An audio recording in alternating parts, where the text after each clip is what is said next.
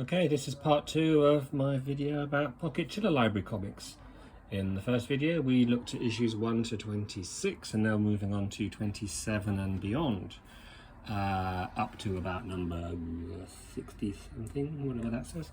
So after issue 26 they changed the cover design, just the graphic in the corner changed very slightly and the size changed very slightly. So issue 26 was the last one to have 2 stories. Issue 27 onwards only has 1 story, and they continue with 1 story from that time on. So this is 27, The Secret in the Cellar. No other differences. It's a modern story. Oh, the back covers have changed to say, look at our other Pocket Chiller libraries, and it still says top sellers, but now it's printed in Spain rather than Italy. The story is one about revenge from beyond the grave for a murder. It's a very tasteful English-looking heroine in this story. Although most of the artists were maybe European, they definitely set the stories in England.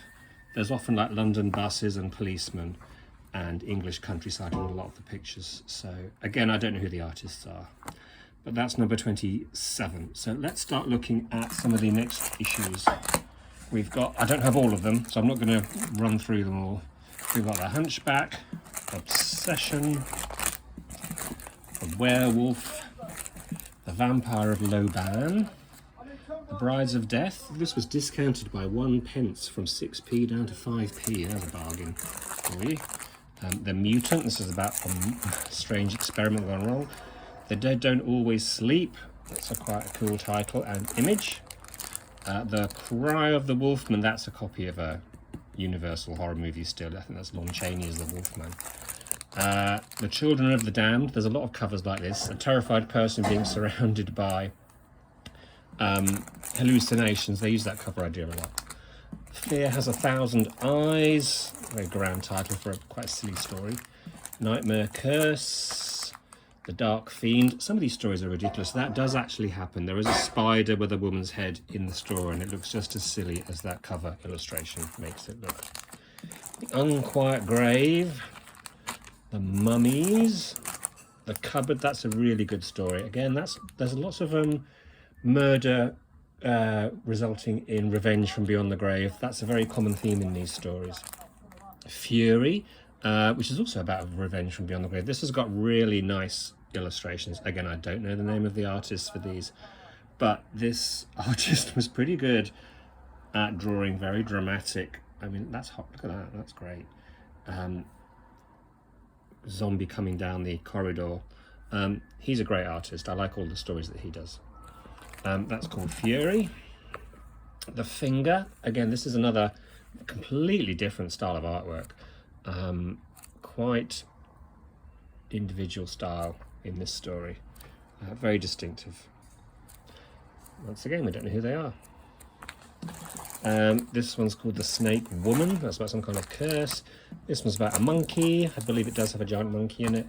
This one's called The Devil Worshippers. This is one of the first ones I got, and I remember reading this thinking that this artist was probably more used to doing romance stories because the ladies in it are beautifully drawn. He was quite good at drawing nasty things as well, but he's really good at drawing girls.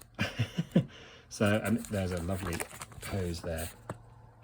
So this artist, I don't know who he is, but I think you'd see his work in romance comics of the same period. You can draw houses as well. Very talented. Anyway, that's The Devil Worshippers. Shadow on the Mind. The Strangler. Oh, we've gone up to 7p now, I noticed. Didn't see when that changed. The Rope. Oh, The Rope is by an artist who I've identified from looking at online articles. Ian Gibson, I believe, who drew illustrations for 2000 AD. So these are works by an artist called Ian Gibson. Again, I didn't know that. There's online resources you can look up to find out more information about these comics.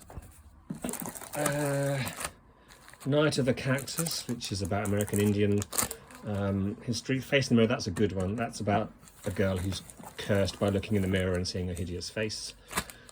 Suffer a Witch to Live, that's kind of dull.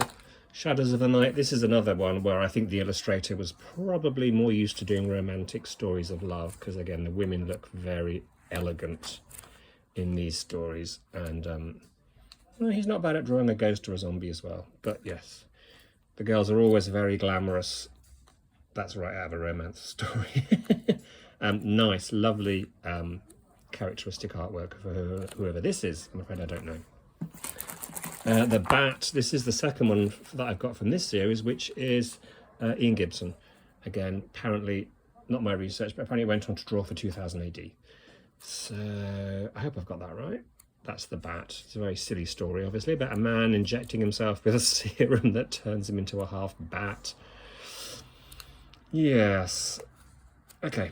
And then the skull, and then finally Face in the Fog. I say finally because I'm stopping here. This is the last one where the graphic looked like this, and they changed it again after this. This is one of my favourites. First of all, I do like that cover. But again, one of the artists I think who is probably more accustomed to doing romance. Some lovely, look, she's wearing gloves, very nice fashion ideas in here. He's quite good at doing the female form. I mean, look at those statuesque figure drawings. Very, very nice artwork there. And he's quite good at the scary atmosphere as well. Okay, in the next video we'll look at the late 60s issues onwards that come after this one. Hopefully they won't all have drawings on the front of them. But that's issues 27 to 52. See you in the next one.